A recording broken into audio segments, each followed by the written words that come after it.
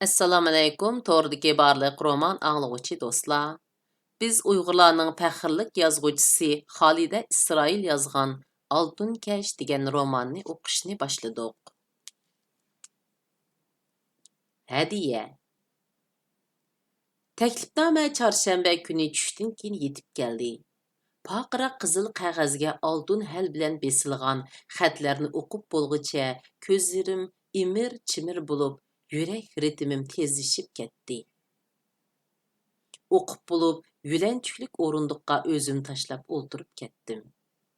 Taklifnoma ko'l suyidek tinch, ko'ngil aromimni birdilla buzvatgan edi. Gerçi uning hamon bir kuni oldimga mana mushundaq uchib keldiganligini tasavvur qilgan bo'lsammu, yanala hayajonlanmoqda edim. Chunki u men uchun nihoyat ko'p narsadan derak beradi. Mana endi to'pa-to'palab tizilgan, to'pa basqan hayot xotiralarimning eng ostidagi muhim birsining tartib chiqarilishi bilan ashu xotirlar o'rindan qo'zg'alib, chuvilib chiqqandek.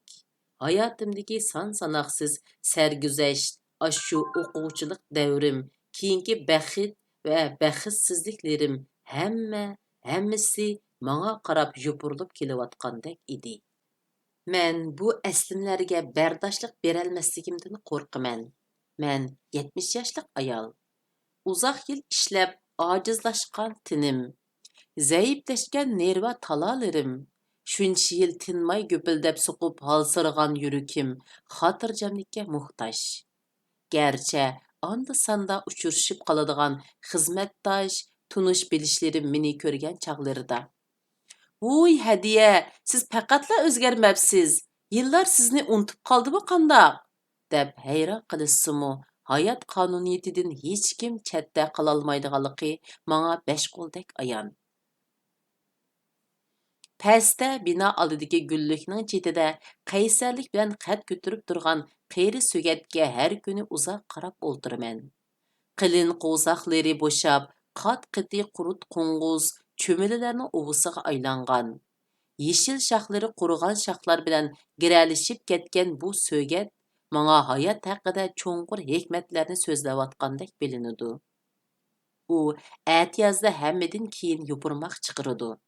Dastlabki kuz shamollari chiqishga boshlaganda baldurlar sarg'aygan seriq yupurmoqlari dirildab uchib uni tashlab ketishidi. Men o't cho'plar orasiga, eriq bo'yiga, eriq bilan qasha orlig'idagi tor yo'lga uchib tushgan yupurmoqlarni qiymasliq ichida sanab ketaman. Ana u shalang yupurmoqlarini kichik yaproqchilardek lapildatib, g'o'l shoxlarini xiraman so'zib, yozning illiq optipidan huzurlanayotidi. U texi butunlay tugishib ketgan yo'q. Ko'zlarimni qeri so'gatdan ilib, o'rindiqning yulanchukiga tashlaqliq qo'limning beg'ishiga, tomirimning lip-lip qilib so'qishiga bir haza qarab turdim. Kichik shira ustidagi bog'oq kun nurida chaqnaydi. Egiz istakan ichidagi suz yeshil meva sharbati qaymoq aralashtirilgandek oquch quyuq edi. Uningdan suz xushparaq tarqalib turadi. Ko'zlarimni astag'ina qisqinimcha meva sharbatidan o'tladim. Ko'z nurlarim yana bog'oq ustidagi xatlarni siypab o'tdi. Maktab bitkizganligimizning 50 yilligi munosabati bilan o'tkaziladigan saboqdoshlar uchrashishi. Nim degan uzun vaqt ha. Bir odamning hayotida 50 yildan yana birsi bo'lishi mumkinmi? Uchrashish. U bir xushalliq ish, ham hasratlik. Uningga yana bir oy bor. Texi vaqti bor. Men uzundan beri kutib kelgan, ammo shu soatlarning rostilla kelishidan nemishqidir andisha qilgan bu ishni hozircha unutib ketmoqchi. Yo'q. Uningga asta-asta moslashmoqchi bo'ldim. Ammo o'ylaganimning aksicha shu hamon o'rnimdan turib ketdim.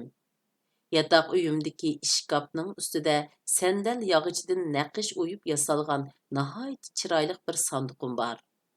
Uni ilib ichidagi kona xatchak albomlarni aqtirishga boshladim va bir parcha suratni oldim. Bu menda saqlanib qolgan o'quvchilik davrimga oid birdan-bir surat. Suratda chiroydan go'daklik va soddalik chiqib turgan 3 yosh, 2 yigit, bir qiz yonma-yon turadi. U qiz men edim. Arqamizda qarayib ko'ringani Qizil bino, maktabimizning ma'muriyat binosi. Qizil bino desa hamma odam biladi. Uchrashadiganlar Qizil binoning oldida, yinida yoki orqasida uchrashidi. Har xil xotira suratga tushadiganlar uning oldida tushidi. U mushu maktabda o'qiganlarning hayotidala emas, ko'nglidimi ana shundoq muhim o'rin tutadi.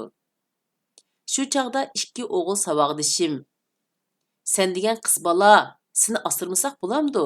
deb meni o'tirg'a ilib olgan. Bizni suratga tartib qo'ygan yuqori yillik sinfning o'quvchisi Shavkatmi, "To'g'ri deydi, siz o'tirdi turing" degan.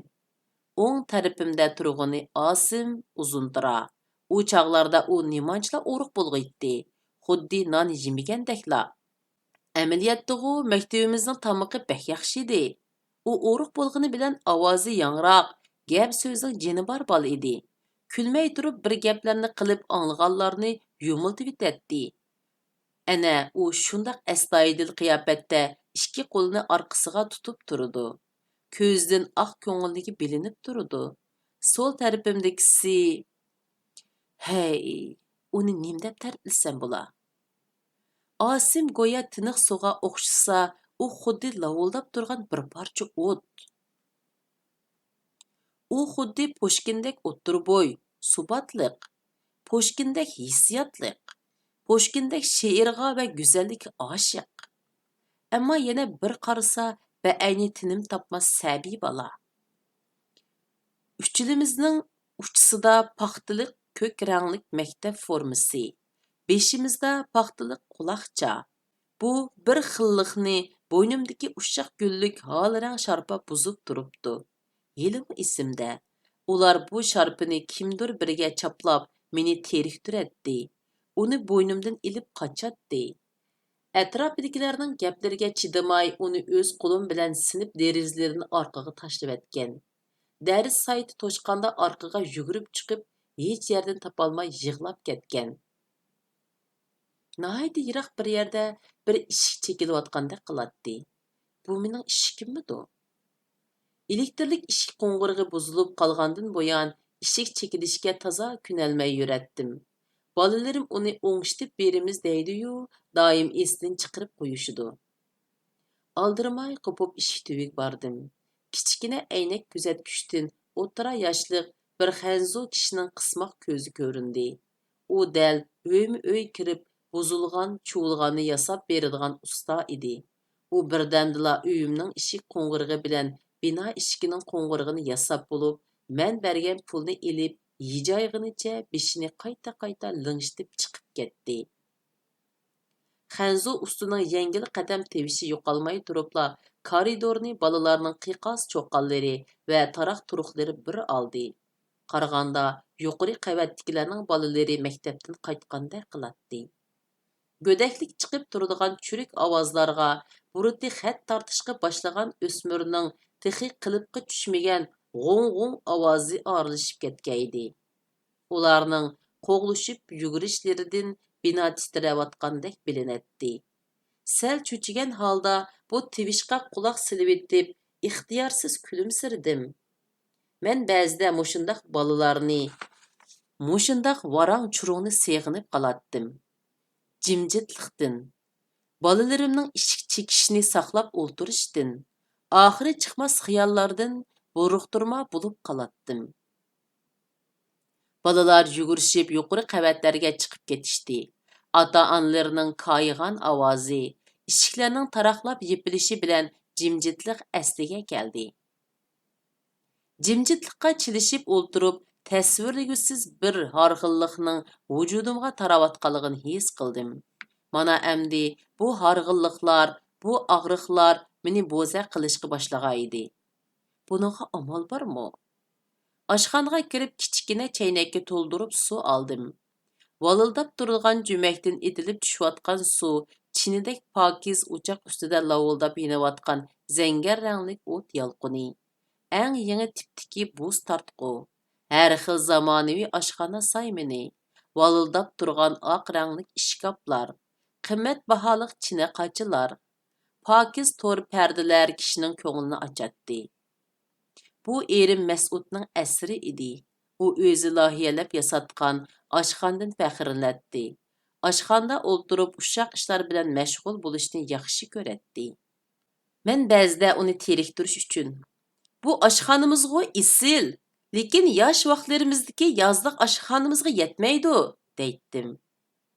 Yosh chog'larimizda parcha kesak va shox-shumbulardan yasalgan oshxonamizda terlab pishib tomoq etayotgan vaqtlarimda u o'choqqa o'tin salg'ash. Qarab tur hadiya, bir kunlarda men sana mehmonxonadek rahat oshxona silib beraman, deydi. Ammo u chog'larda xiyolimda isil oshxona emas, Mas'udning muhabbati bor edi. Ashu eski Ka'ba mening nazarimda dunyodagi eng go'zal joy edi. Mas'ud oxiri va'dasini amalga oshirganda bo'lsa, biz eng muhim narsadan, yoshligimizdan ayrildik.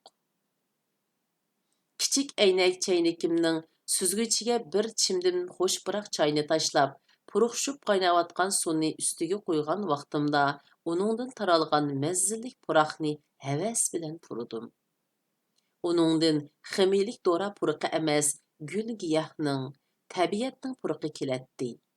Hozir bundaq puroqni oson topqil bo'lmaydi.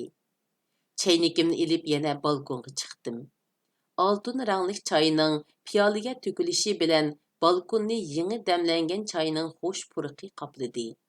Huzurlanib choy ichib o'ltirib, ixtiyorsiz bag'oqqa qistirib qo'yilgan suratni qo'limga oldim.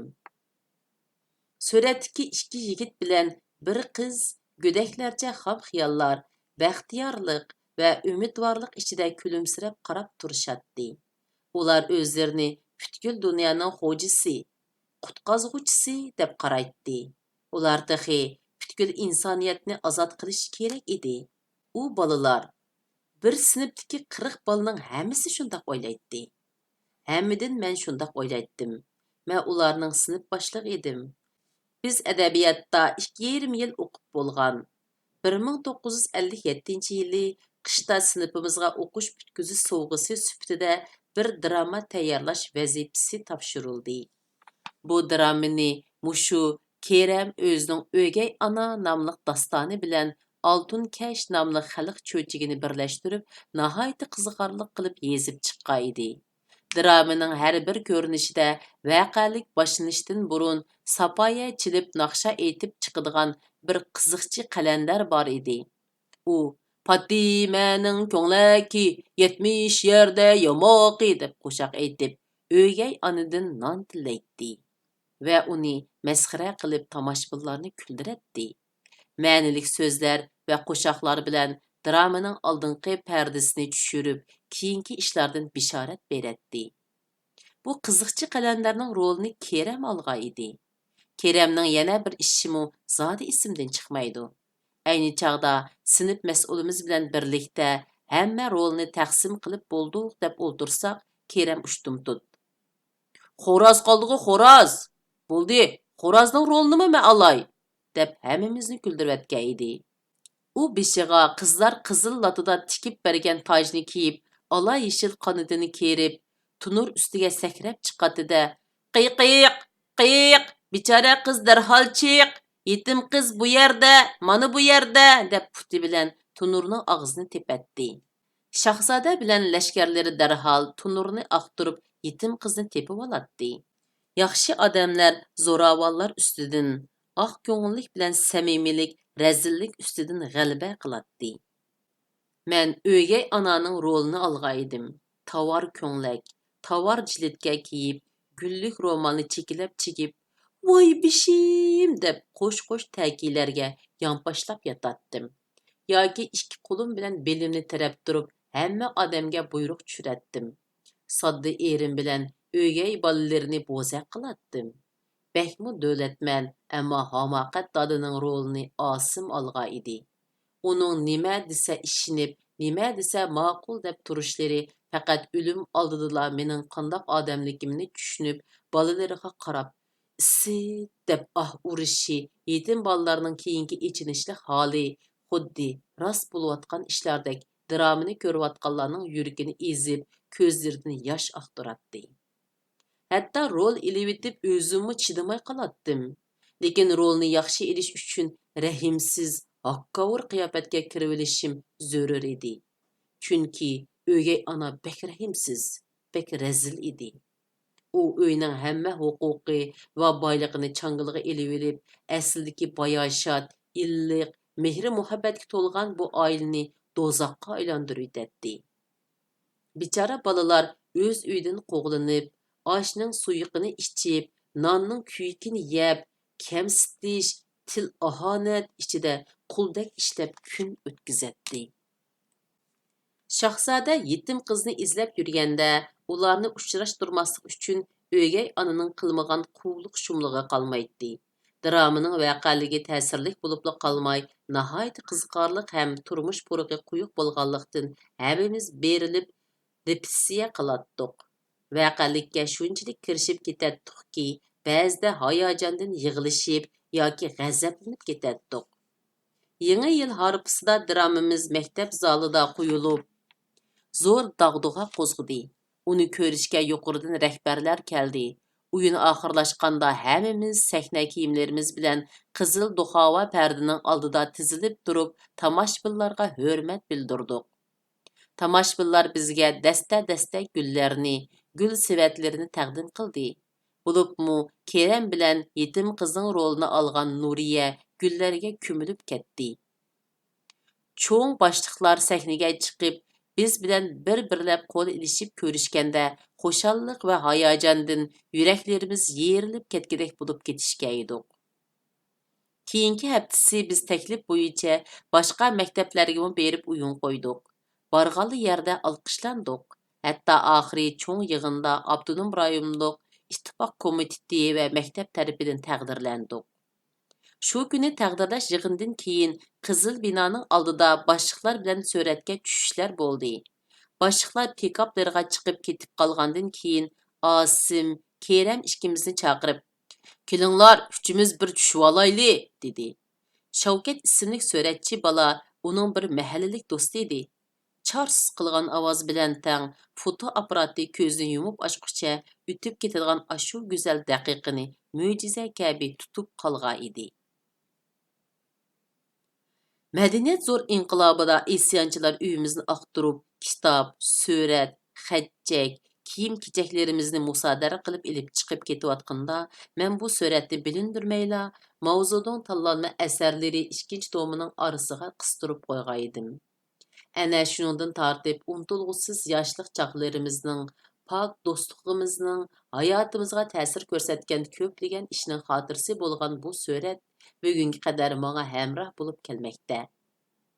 Suratga har bir qarasam, ashu vaqtlarga qaytgandek, yoshlik kuchi va husni urg'ib turgan qiz-o'g'il savodoshlarim atrofimda yugurishib yurgandek, salobatlik o'quvchilarimiz munbarda dars so'zlayotgandek, biz ko'zlarimizdan o't chaqnatib, ularning ta'limotlarini anglayotgandek yoki savoddosh do'stlarim bilan so'zlashib sirdashayotgandek tuyg'ularga cho'minaman.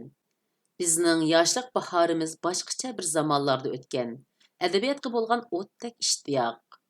Sotsializm, kommunizm, kelgusi to'g'risidagi ajoyib sodda ham go'zal tasavvurlar, orzu, umidlar, quchoq echayotgan yoshlik bahorimizning rangdor, sirliq his tuyg'ulari qo'shilib, bizni bulutlar qo'ynidagi xiyoliy bir dunyoda, shirin tushlar qo'ynida allaylaydi. Hammamiz degudek to'liqsiz o'rta maktabni bitkizib kelgan 16-17 yoshlik bolalar edik. Qalbimizdan hayot, g'oya, muhabbat to'g'risidagi o'tliq kitoblar urg'aydi. Hammamiz degudek o'g'irliqcha she'rlarni yozatdik. Yotqanning ichida, bulung pushqoqlarda yoki dars vaqtida qo'llarimiz bilan to'sib turib yozatdik. Yozatdik-yu, boshqalarga ko'rsatishni xijil bo'lib, yozganlarimizni sanduqlarimizning eng tagida saqlaydik. Faqat burun ancha-muncha bir narsani yezib baqqan, daldilroq bir necha savoddoshimizlar yozganlarini boshqalarga ko'rsatdi. Dərs vaqtida yoki har xil faoliyatda o'tirg'a chiqib, yangroq ovozda Pushkin, Mayakovskiyning she'rlarini yoki o'zlarining she'rlarini deklamatsiya qilishadi. Adabiy jurnal, gazet, adabiyot batlarining tahrir bo'limlariga she'rlarni ilib berib, u yerlarda uchratgan Burkut apandi, Nuri apandi, Mash'al apandiga o'xshash dаңlıq shoir muharrirlarning gapini qilib ichimizga o't yoqatdi. Bulubmu men janublik savodoshlarimga hayron qolatdim. Konu doppa, oddiy kiyimlar bilan kelgan tortinchoq, jimg'ur bolalar maktabga kelib birər yil bo'la bo'lmayla o'z karomatlarini ko'rsatib, matbuotlarda she'r e'lon qilishga boshlaydi. Bizning Toshkentda o'qib kelgan adabiyot o'qituvchimiz buni kichikdan madrasa yodlab olgan klassik she'rlarning ta'siridan deb qaraydi va Kerem, Kamal, G'upurjon qatorliq bir nechasini cho'ng ko'rib erkilatgandek Kerem apandi, Kamal apandi deydi. Yozg'uchilar jamiyatidan kelib yeziqchilik darsi o'tadigan yana bir o'qituvchimiz Keremni she'r uchun yaralgan yigit deydi. İkinci o'qish yilida Kerem bilan Kamal tangla uzib chiqib maktab bo'yicha ko'zga ko'rinishga boshladi. G'upurjon, Osim, Ubul Xayrlarmu ularga agishib tugidek mang'atdi. Ularning ichida Keremning she'rlaridan buloq suyidek yengil, jo'shqinligi, o'xshitish simollarining o'zgacha ijodiyligi bilan farqlanib turadi. Kamal bo'lsa, nihoyatda fasohatli til bilan tularoq adab axloq g'oya to'g'risida, yangi jamiyatning afzalligi to'g'risida yozadi. Bu xil she'rlar ayni davrda o'qirmanlar orasidami, tahrir bo'limlaridami qarshi ilinadi. G'upurjon, Ubul Xayrlar emgak, muhabbat, kooperatsiyalishish qatorliq temalarda yozadi. Bularmu bozorliq tema hisoblanadi. Osim bir necha parcha she'r e'lon qilgandan keyin dostonga tutish qilgan edi. Qiz yigitlarning muhabbati tema qilingan bu doston uning aldirishchiligi tufayli oylab uzilib qoladi.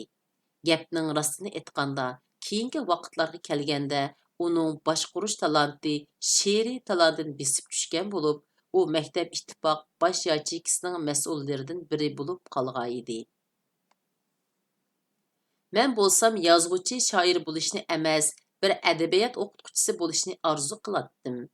Tuyuqsiz o'rta maktabni bitkizib, bir mavsum o'qituvchilik qilib baqqanligim uchunmikin yoki adabiyot o'qituvchilarimizning bilimi, metodi ham fazilati menda kuchli ta'sir qoldirganligi uchunmikin yuragimning cho'nqur qetida Sovet ittifoqining yezdagi ayol o'qituvchi filmidagi Varvaraga o'xshash munavvar o'qituvchi bo'lib, yosh avlodlarga borlig'imni atash orzusi bixlangan edi. Mendiki bu go'zal orzuning yana bir huquqiyona sababchisimi bor edi. Xiyolim ixtiyorimdan sirt holda vaqt tonelining ko'z yetkusiz cho'nqurliqlariga sho'ng'ishga boshlaganda, go'yo ko'z oldimdagi quyuq tumanni haydamoqchi bo'lgandek o'ng qo'limni yenikkina silkidim. Ruslanib o'ltirib chaynakdan choy qo'yib ichdim. O'rnimdan turib, attigan qilishni o'ylagan qandaqdir muhim ishlarni qilmoqchi bo'ldim. Ammo nima qilmoqchi ekanligimni esimga ololmay, mehmonxona uyimning o'ttirsida gangirg'an holda xeyli uzoq turdim. Mana bu yaqinqi yillardan buyon meni azoblab kelayotgan untug'oqlik. U go'yo arvohdek pat-pat paydo bo'lib, meni qiyin ahvolga tushirib qo'ydi. Bir kunlarda men texmi untug'oq bo'lib ketishdan qo'rqaman. Xuddi meni umidsizlikdan qutuldirmoqchi bo'lgandek, koridordan er kishining asta eg'ir qadam tivishi keldi. U mening erim Mas'ud. Odatda u birinchi qavatdagi cheg'dila men uni oyoq tivishidan tonib olaman. U meni oyoq tivishimdan toniydi. Uning ishdan kiribla aynakka qarayotganligini, oyog'ini nada, chopinini nada qo'ydiganligini, qo'ygan narsasining o'rnidan yo'tkilib ketishini yoqtirmaydiganligini bilaman. U kiribla eshik tarafdagi divanga o'zini tashlab o'ltirdi. Men uningga bir istakan sovuq choy yoki meva sharbati akilib beraman. Chiroydan bir nima degusi borligini sezsam, og'ziga qarab o'ltiraman yoki qursiqining och to'qligini so'rayman. U uzoqroq yo'q bo'lib ketgan chog'larida ko'pincha bir narsa yeməydi. U ayda bir qitim yurtdoshlari bilan, 2 oyda bir qitim saboqdoshlari bilan o'tkazadigan yig'ilishga bordi. Soat 5lar atrofida ikkimiz televizor oldida o'tirib xabar ko'ramiz. Xabar oyoqlashganda choy damlab, yengil g'izolanamiz. Mas'ud tomoq singdirish yoki shaxmat o'ynash uchun yana eshik oldiga chiqib ketadi. Men qacha quchilarimni yig'ishtirib bo'lib, balkondagi yatma o'rindiqning tavrinishi ichida bir pas orom olaman. Yoki ko'z aynigimni taqab, karutimga baldurlar chiqib olib, yig'ilib qolgan gezish jurnal yoki yangi chiqqan kitoblarni o'qiyman. Kechlik tomoqdan keyin men Mas'udga bag'oq topshirib olganligimni va saboqdoshlar yig'ilishi to'g'risidagi ishlarni so'zlab berdim. U qiziqish ichida angladi. Bu xabar Mas'udningmi o'tmish eslimalarini qo'zg'atdi bo'lg'ay, u menga o'zining o'tgan qitimqi saboqdoshlar yig'ilishida ko'rishmaganiga 47 yil bo'lgan bir qiz saboqdishini ko'rib, har qancha eslabmi xotirasidagi uningga o'xshatilmaganligini, o'zi talab qo'yib, zodila qo'lga keltirolmagan bu qiz ayni chaqda o'zini rad qilib, bek to'g'ri qilgan ekan deb o'ylaganligini so'zlab berdi. Shunday qilib, bu qitimliq kitob o'qishimiz bu yergacha bo'ldi. Kelar qitim ko'rishaylik. Xayr xo'sh, Allohga